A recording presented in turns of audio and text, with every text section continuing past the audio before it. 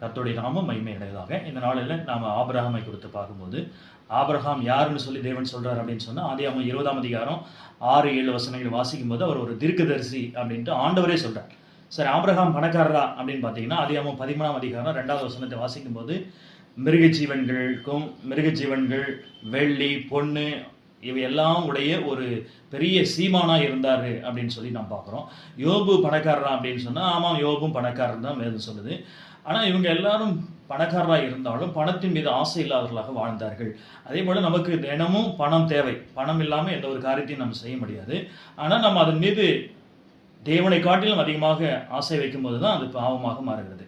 1 தீமோத்தேயு 6:10 நம்ம வாசிக்கும் போது, எபிரேயர் 11ஆம் அதிகாரம் 9வது வசனத்தை வாசினாக்கா, இப்படி ஆபிரகாம் பெரிய பணக்காரராக இருந்தாலும் எப்படி வாழ்ந்தாங்க அப்படின்னு சொல்லி பார்க்கும்போது, பரதேசியை போல சஞ்சரித்து கூடாரங்களில் வாழ்ந்தார் அப்படின்ட்டு நம்ம பார்க்குறோம்.